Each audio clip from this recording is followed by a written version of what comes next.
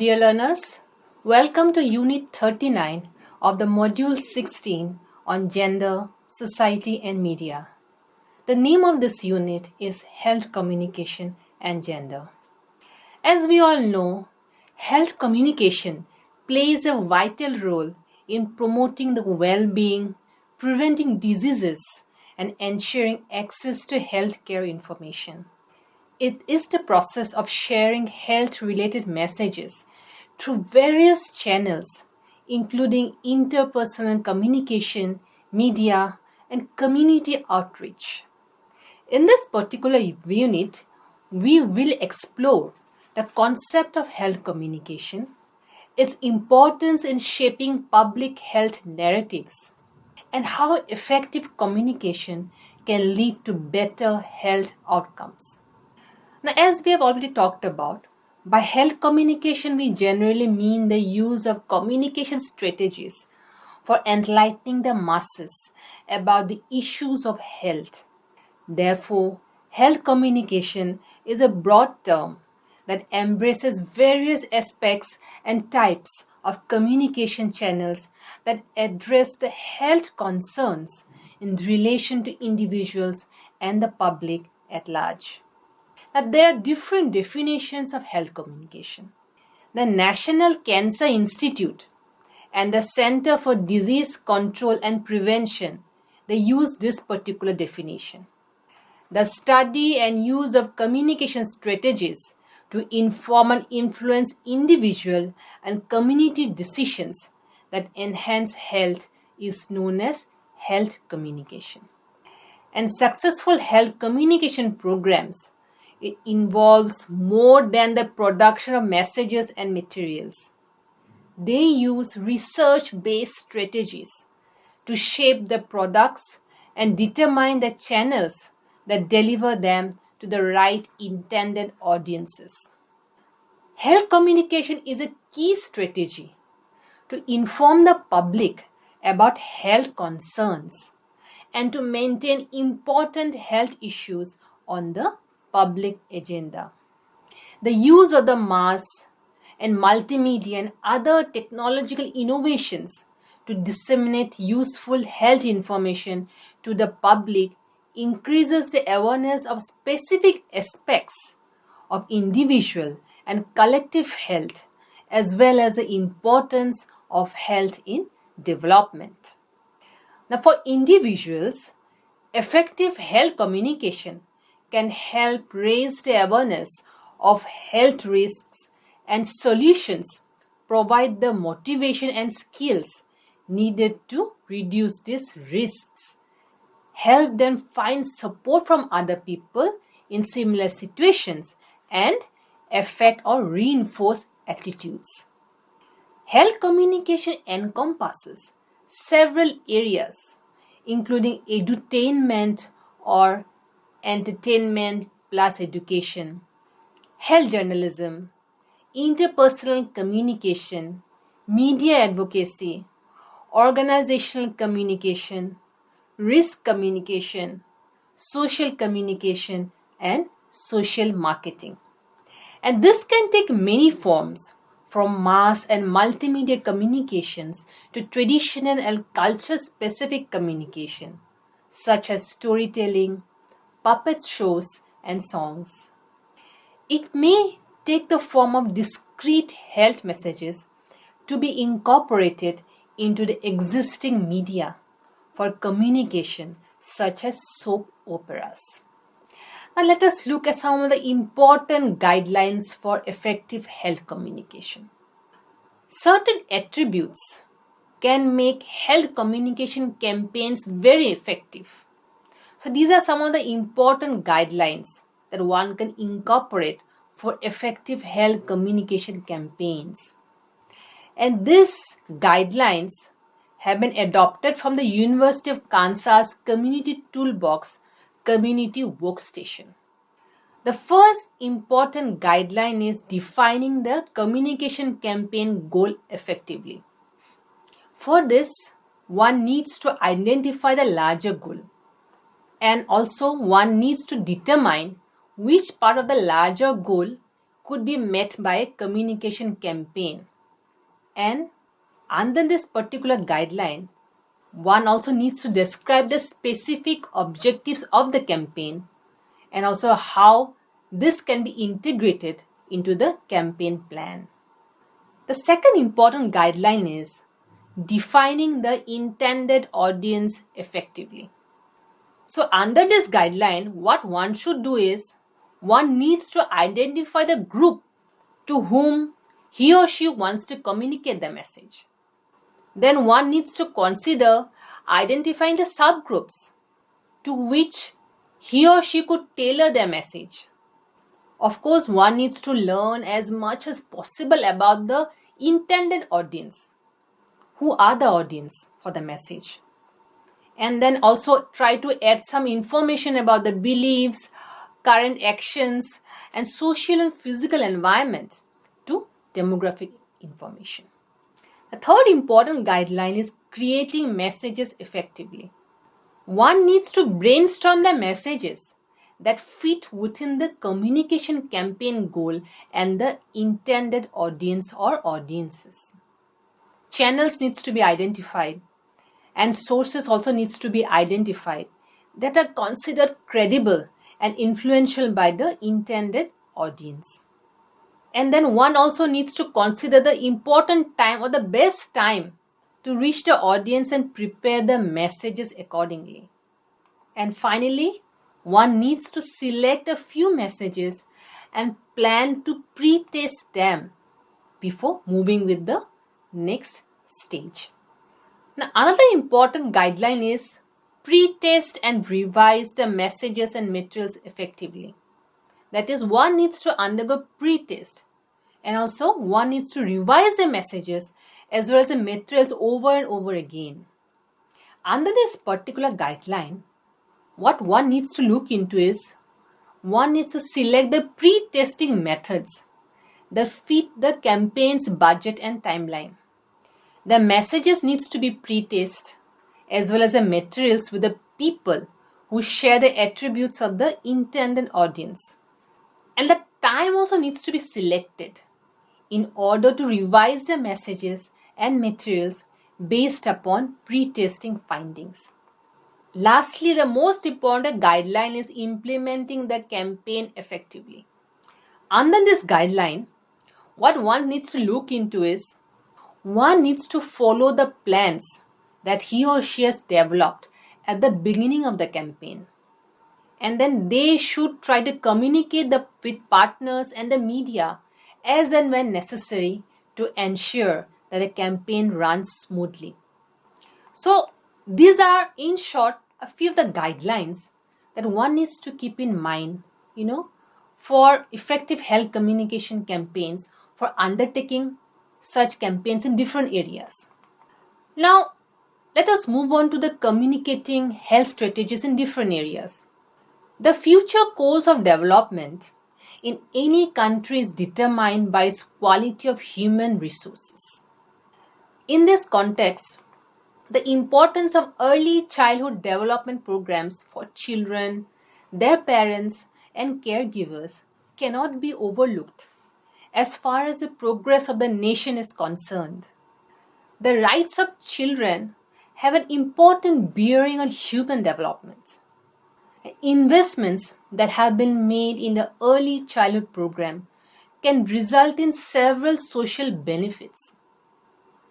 From 1991 to 1995, the Child Survival and Safe Motherhood Program, it was implemented in over 500 districts of the country, which included immunization, oral rehydration, acute respiratory infection control, antenatal and intrapartum care, and birth control. In the late 1997, the government launched the new Reproductive and Child Health Program in order to replace the much narrower programs on MCH and family planning, with the objective of addressing the broader reproductive health needs of the family. Then there is the Newborn Care Week, which is celebrated every year in the country from 15 to 21st November. So what is the main aim of this particular initiative or this program?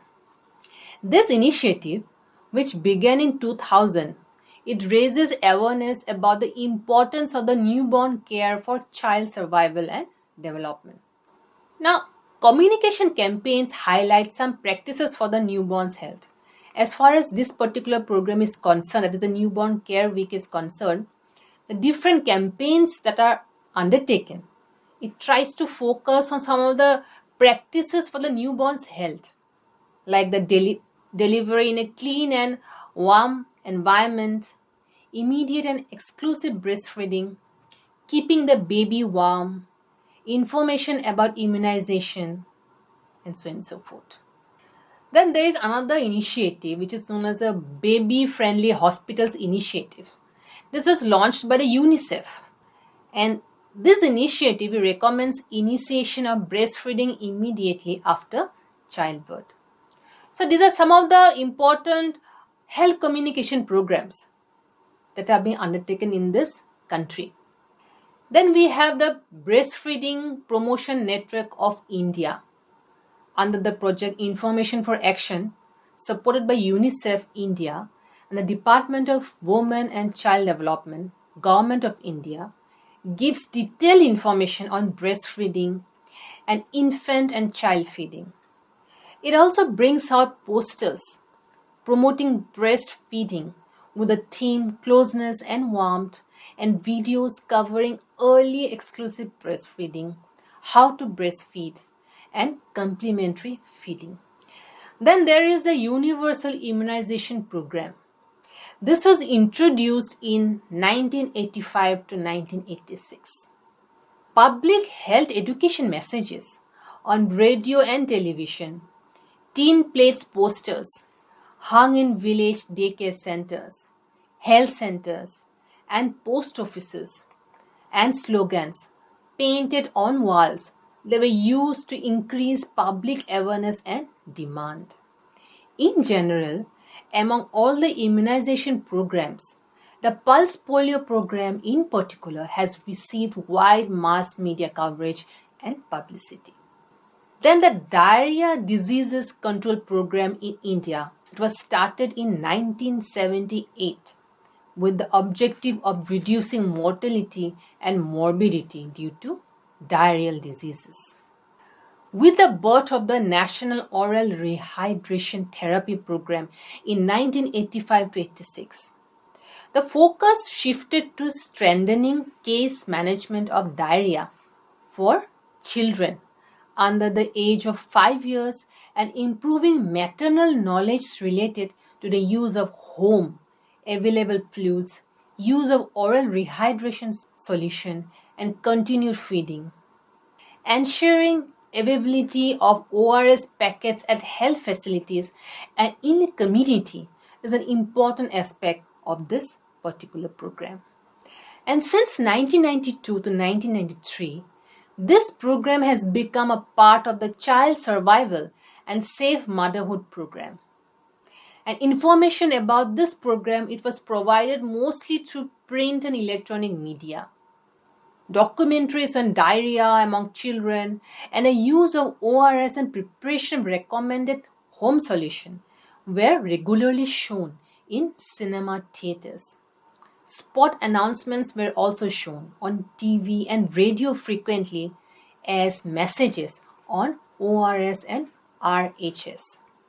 India's health communication program for AIDS prevention, primarily implemented through the National AIDS Control Program, focuses on raising awareness, promoting behavior change, and ensuring access to care and treatment with a decentralized approach and increasing NGO involvement.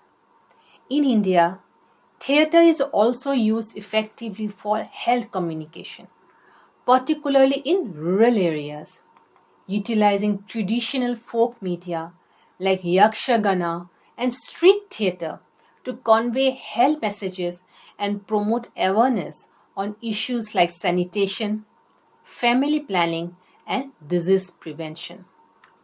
Now let us take a look at some of the important examples and some of the important organizations which have been using theatre for health communication purposes.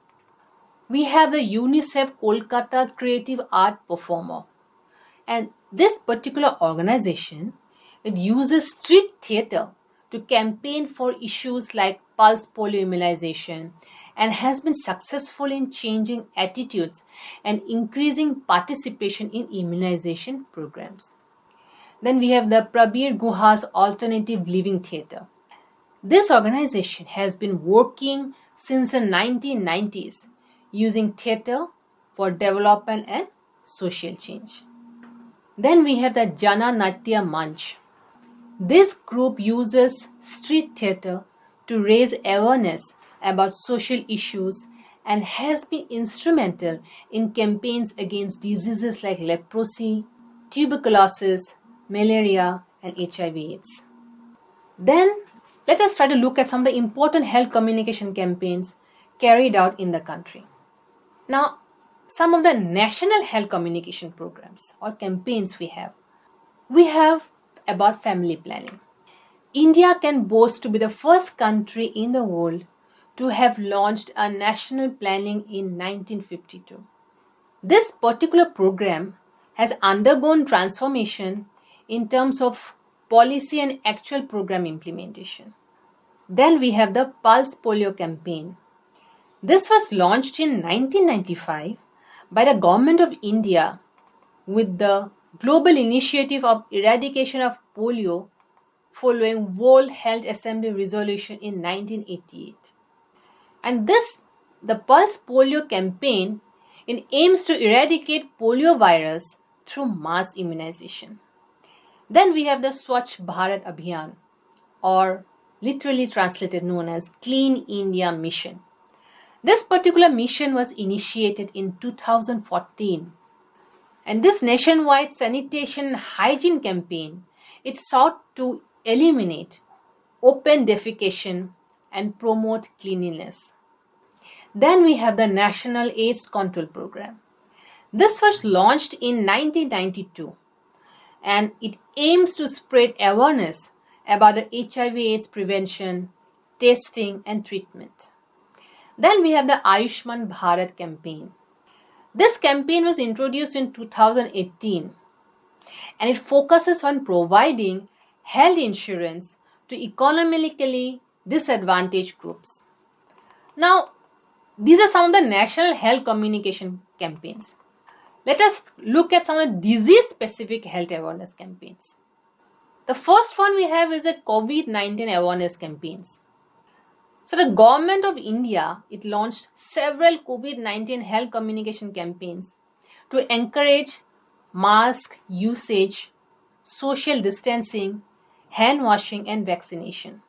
Then we have Mission Indradhanush. This particular mission was launched in December 2014 by the Ministry of Health and Family Welfare. And this campaign aimed at increasing the immunization coverage for children and pregnant women against 7 life-threatening diseases, which include diphtheria, whooping cough, tetanus, polio, tuberculosis, measles, and hepatitis B. Then we have Poshan Abhiyan, or National Nutrition Mission. This particular mission was started in 2018, and it focused on reducing malnutrition among women, children, and adolescents. So these are some of the important, disease-specific and national health-related communication programs that have been undertaken in the country for quite some time. Now let us try to analyze some of the key aspects of health communication. The first important aspect is public health campaigns. That is using media and community outreach to promote vaccination, disease prevention, and healthy lifestyle choices. Second important aspect is the doctor-patient communication, enhancing trust, shared decision-making, and patient adherence to medical advice. Third important aspect is health literacy. It ensures that health information is accessible, clear, and actionable for diverse population. Fourth important aspect is crisis communication. That is managing health emergencies like pandemics through transparent and timely information dissemination. Fifth important aspect is social and digital media. That is, it utilizes platforms like social media, websites, and apps for health awareness and engagement. The last and the most important aspect of health communication is interpersonal and organizational communication. It means improving the communication within the healthcare teams and institutions for better patient outcomes. So far we have tried to analyze what health communication is all about. What are some of the examples of different health communication strategies that are being employed in different communication campaigns? We have also tried to look into some of the important national health communication campaigns as well as disease-specific health communication campaigns in the country. Now we shall look at the gender concerns in health communication. Now, before diving deep into the gender concerns in health communication, let us try to understand the women's health movements. Now, women's health movement, it originated in the late 1960s. It was part of the second wave feminist movement, and it aimed to improve the women's health and healthcare by addressing issues like reproductive rights, sexism in medical practice, and advocating for policy changes. And this women's health movement, it emerged during the second wave of feminism, with a focus on issues like abortion rights and challenging the sexism inherent in medical practices and healthcare delivery. So what are the key achievements of this women's health movement? What did it result in? The first important achievement is it resulted in increased public awareness. So this particular movement, it raised awareness about the problems in women's healthcare and the need for changes. It also led to significant changes in healthcare policies, including those related to reproductive rights, access to healthcare, and research on women's health.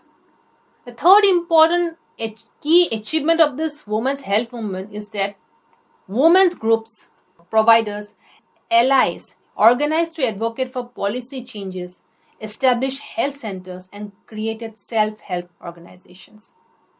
And then lastly, another important notable achievement of this women's health movement is that some important publications like Our Bodies, Ourselves, which is brought out by the Boston Women's Health Book Collective, it played a crucial role in educating women about their bodies and health. And of course, this women's health movements, it also tried to address some of the key issues, like it tried to address issues related to reproductive rights. It tried to address issues related to sexism in medical practice. It tried to address issues related to access to healthcare as well as other specific health conditions. And this particular women's health movement, it has evolved over a period of time with some certain priorities in hand, like strengthening primary health care, addressing non-communicable diseases, advancing gender equality, and so on and so forth. Now, when we talk about gender concerns in health communication, what are the key issues that we need to look into? The first important aspect is gender disparities in healthcare access. Now, we have always seen, or probably you might have seen, that women always or very often they face barriers to healthcare due to certain socio-economic factors, due to certain cultural norms, and due to lack of decision-making power. Now, men may be less likely to seek healthcare due to traditional masculinity norms discouraging vulnerability. And then, of course, where the transgender and non-binary individuals, they experience discrimination and inadequate healthcare services. The second important gender concern or issue that is usually seen in the field of health communication is the gender-specific health issues. Now, women's health concerns such as maternal health, reproductive rights, and menstrual health, they're often overlooked or stigmatized. Then we have the representation in health messaging. Health campaigns often reinforce stereotypes, like women portraying as caregivers or men as strong and independent individuals. So the invisibility of gender diverse individuals in public health campaigns reduces their access to relevant information. Then there is the issue of gendered language and health literacy. The use of gender inclusive language, it ensures that communication is accessible to all individuals, including non-binary and transgender people. Complex medical terminology, it can disproportionately affect women and marginalized genders with lower health literacy. Then we have violence and gender-based health risk. Gender-based violence, including domestic abuse and sexual violence, is a major health concern that requires sensitive and targeted communication. Women, and particularly those belonging to the LGBTQ plus individuals, they face higher risks of mental health issues due to discrimination and violence. Then there is a gender bias in medical research and communication. Now, historically, if you look into, medical research has focused more on male subjects, leading to a lack of understanding of how diseases affect women differently. Symptoms of conditions like heart disease and pain management are often communicated differently for men and women, affecting the diagnosis and treatment. Then there is a cultural and religious influences. Now, gender roles and expectations in different cultures, it influence how people engage with health messages and seek care. And certain taboos around topics like contraception, sexual health, and menstruation, it hinders the open communication. So, what strategies can we look into in order to, encourage gender inclusive health communication? First is try to use inclusive language and imagery in health campaigns. Then one needs to address gender specific health needs with targeted messaging. One also needs to train the healthcare professionals on gender sensitivity and biasness. And one also needs to promote equal healthcare access for all genders. And lastly, one needs to include diverse voices in health research and policy making. Dear learners, as we conclude this unit on health communication and gender, we recognize the critical role communication plays in shaping health awareness, behaviors, and policies.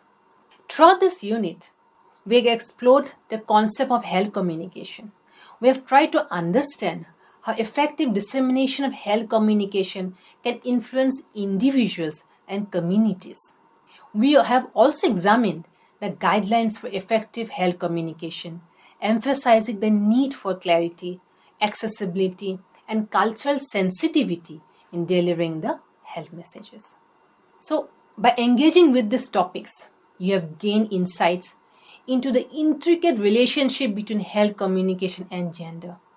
As future health communicators, as researchers, or policymakers, you have the opportunity to apply this knowledge to create more inclusive and impactful health communication strategies.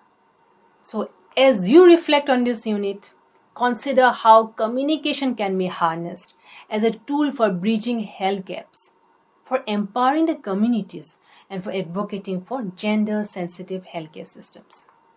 Let us continue to question, analyze, and contribute towards a more inclusive and informed approach to health communication.